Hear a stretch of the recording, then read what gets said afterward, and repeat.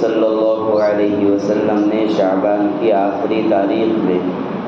ہم لوگوں کو وعظ فرمایا کہ تمہارے اوپر ایک مہینہ آ رہا ہے جو بہت بڑا مہینہ ہے، بہت مبارک مہینہ ہے۔ اس میں ایک رات ہے شب قدر جو ہزاروں مہینوں سے بڑھ کر ہے۔ اللہ تعالیٰ نے اس کے روزے کو فرض فرمایا ہے اور اس کے رات کے قیام یعنی تراویح کو ثواب کی چیز بنایا ہے۔ جو شخص اس مہینے میں کسی نیکی کے ساتھ اللہ کا قرب حاصل کرے ایسا ہے جیسا کہ غیر رمضان میں فرض ادا کیا، اور جو شخص اس مہینے میں کسی فرض کو ادا کرے وہ ایسا ہے جیسا کہ غیر رمضان میں 70 فرض ادا کیے۔ یہ مہینہ صبر کا ہے اور صبر کا بدلہ جنت ہے، اور یہ مہینہ لوگوں کے ساتھ غمخواری کرنے کا ہے۔ اس مہینے میں مومن کا رزق بڑھا دیا جاتا ہے۔ جو شخص کسی روزے دار کا روزہ افطار کرائے اس کے لیے گناہوں کے معاف ہونے اور آگ سے خلاصی کا سبب ہوگا، اور روزے دار کے ثواب کے مانند اس کو ثواب ہوگا، مگر اس روزے دار کے ثواب سے کچھ کم نہیں کیا جائے گا۔ صحابہ نے عرض کیا، یا رسول اللہ صلی اللہ علیہ وسلم، ہم میں سے ہر شخص تو اتنی وسعت نہیں رکھتا کہ روزے دار کو افطار کرائے، تو آپ نے فرمایا کہ پیٹ بھر کر کھلانے پر موقوف نہیں، یہ ثواب تو اللہ جل شانہ یہ کھجور سے کوئی افطار کرا دے یا گھونٹ پانی پلا دے اس پر بھی مرحمت فرما دیتے۔ یہ ایسا مہینہ ہے کہ اس کا اول حصہ اللہ کی رحمت ہے، اور درمیانی حصہ مغفرت ہے، اور آخری حصہ آگ سے آزادی ہے۔ جو شخص اس مہینے میں ہلکا کر دے اپنے غلاموں کے بوجھ کو، حق تعالی شانہ اس کی مغفرت فرماتے ہیں اور آگ سے آزادی فرماتے ہیں۔ اور 4 چیزوں کی اس میں کثرت رکھا کرو، جن میں سے 2 چیزیں اللہ تعالیٰ کی رضا کے واسطے، اور 2 چیزیں ایسی ہیں کہ جن سے تمہیں چارہ کار نہیں۔ پہلی 2 چیزیں جن سے تم اپنے رب کو راضی کرو، کلمہ طیبہ استغفار کی کثرت، اور دوسری 2 چیزیں یہ ہے کہ جنت کی طلب کرو اور آگ سے پناہ مانگو۔ جو شخص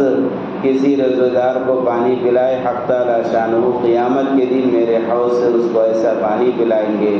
کہ جس کے بعد جنت میں داخل ہونے تک پیاس نہیں لگے گی۔ فائدہ، محدثین کو اس کے بعض روات میں کلام ہے، لیکن اول تو فضائل میں اس قدر کلام قابل تحمل ہے، دوسرے اس کے اکثر مضامین کی دوسری روایات مؤید ہے۔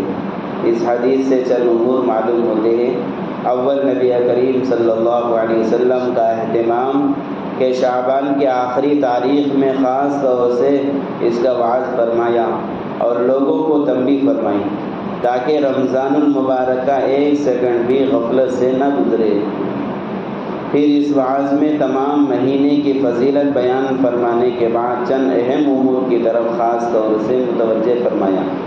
سب سے اول شب قدر ہے، وہ حقیقت میں بہت ہی اہم رات ہے۔ ان اوراق میں اس کا بیان دوسری فصل میں مستقل آئے گا۔ محترم دوستو بزرگو، یہاں جو حدیث آئی وہ فضائل رمضان میں سے، اور حدیث میں پورے رمضان کا خلاصہ آ گیا، شروع سے لے کر آخر تک رمضان میں کن کاموں کی طرف امت کو بڑھ چڑھ کر حصہ لینا ہے،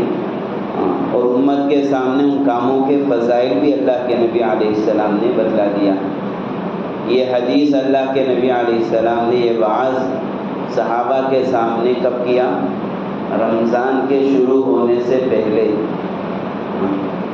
اب ہمارا بھی تو رمضان شروع ہونے جا رہا ہے، تو شاید آج جمعہ ہے، ہفتہ اتوار پیر، شاید پیر کے دن تراویح ہوگی اگر چاند نظر آ گیا، اور چاند نظر آنے کی زیادہ امیدیں ہیں گزشتہ کے مہینے کے مقابلے میں۔ اس مہینہ اسی تاریخ کے حساب سے چاند نظر آ جائے۔ اب چاند نظر آ گیا تو اب نظر آنے سے جس سیکنڈ نظر آ گیا اس کے بعد سے اجر کا ثواب بڑھ گیا۔ نظر آنے کے بعد اب ہر ایک جو بندہ جو کام کرے گا اس کے کاموں کا بھاؤ بڑھ گیا اللہ کے نظر میں۔ اللہ تعالیٰ وہیں سے اللہ تعالیٰ امت کے ثواب کو بڑھا دیتے ہیں۔ چاند کے نظر آنے کے بعد آپ پہلا چاند دیکھو رمضان کا، اس کے بعد سے آپ جو نفل کا کام کرو گے اور اسے اجر ملے گا فرض کا، اور جو فرض کا کام کرو گے اسے ملے گا 70 فرضوں کا۔ تو دیکھو بھاؤ اللہ تعالیٰ چاند کے دیکھنے سے بڑھا دیتے ہیں۔ پھر یہ سیزن میرے دوستوں بزرگوں اور ایک چاند نظر آئے گا، اس کے بعد خوشیاں آئیں گی، گھروں میں عید ہوگی۔ اب عید کے بعد سے پھر کوئی مہینے کا چاند دیکھ لو، آپ کو پھر یہ بھاؤ نہیں ملتا، یہ اجر نہیں ملتا، اتنا بڑھ چڑھ کر ثواب نہیں ملتا۔ چاہے آپ اب کر لو، اب کوئی فجر پڑھا، کسی کو 70 فرضوں کا ثواب ملا، حدیث میں کہیں لکھا ہوا ہے، حدیث میں تو 2 ہیں کہ 27 گنا بڑھ کے دیں گے، 25 گنا بڑھ کر نماز کا ثواب ملے گا، لیکن 70 گنا بڑھ کے دینا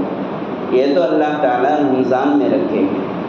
تو رمضان کے آنے سے پہلے اللہ کے نبی علیہ السلام نے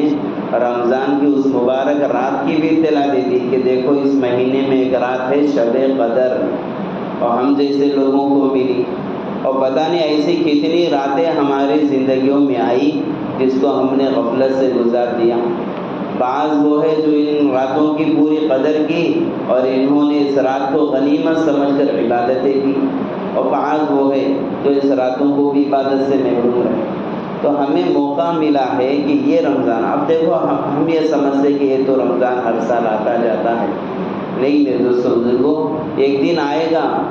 لیکن پھر جانے کا موقع ہمیں نہیں ملے گا کہ بھئی ہم نہیں رہیں گے۔ رمضان ملا ہے لیکن ہم زمین کے اوپر نہیں ہیں، زمین کے اوپر ہے، رمضان مل رہا ہے تو ہم اس رمضان کی پوری قدر کریں۔ تو اللہ کے نبی علیہ السلام نے رمضان سے پہلے یہ ساری باتیں بتلا دی، نیکیوں کا سیزن بڑھنے کے بارے میں، شب قدر کے بارے میں، تراویح پڑھنے کے بارے میں، اور تراویح میں قرآن کے سننے کے بارے میں، اور اسی طرح روزہ رکھنے کے بارے میں، اور روزے دار کو افطار کرانے کے بارے میں کہ جو کوئی روزے دار کو افطار کرا دے، ایک گھونٹ پانی پلا دے، یا ایک گھونٹ ہے نا اس کو کسی ٹھنڈی چیز سے اس روزے دار کا روزہ افطار کرا دے۔ صحابہ میرے دوستوں بزرگوں جس زمانے میں رمضان آیا اس زمانے میں پاپوں کا دور تھا، وہ پوچھ لیا کرتے تھے یا رسول اللہ اگر ہمارے پاس اتنی وسعت نہیں ہے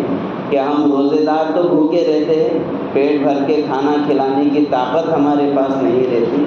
تو ایسے ٹائم پہ ہم کیا کریں؟ اللہ کے نبی علیہ السلام نے فرمایا کہ پیٹ بھر کر کھانا کھلانا مقصد نہیں ہے، ایک کھجور کا ایک شاخ ہی نکال کے تم کھلا دیے تب بھی تم ایسے ہے جیسے روزے دار کو افطار کرانے میں تمہارا نام آ گیا۔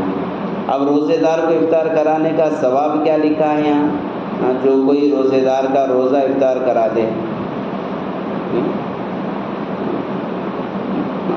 جہنم سے خلاصی کا سبب ہے، گناہوں کے معافی کا، جہنم سے چھٹکارے گا۔ کتنے چھوٹے کام تھے، حالانکہ اب اتنا بڑا اجر تو اللہ کے نبی اللہ تعالیٰ اور کون سے عمل پہ دیں گے؟ ایک تو گناہ معاف ہو جا رہے ہیں، اور دوسرا اللہ تعالیٰ ہم جہنم سے تم لوگوں کو آزاد کر دیں گے۔ تو یہ بہت بڑی چیزیں ہیں، آدمی کو ذوق شوق اور عمل کا جستجو اگر کرنا ہے تو اس سے بہتر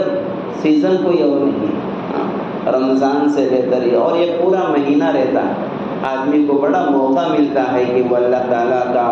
قریب اور اللہ تعالیٰ کا قریبی بندہ بن جائے، اور اللہ کی ان باتوں پر عمل کریں گے تو ضرور میرے دوست بزرگوں رمضان گزرے گا اور زندگی کے بہت ساری نیکیاں لوٹنے والا بن جائے۔ ہم نے دنیا والوں کو دیکھا ہر سیزن سے وہ لوگ نفع اٹھاتے ہیں، اور ہم نیکیوں کے سیزن سے نیکیوں کا نفع نہیں اٹھائیں تو ہم سے زیادہ محروم آدمی کون ہے؟ اس کے لیے میرے دوستوں بزرگوں سب تیاری کرے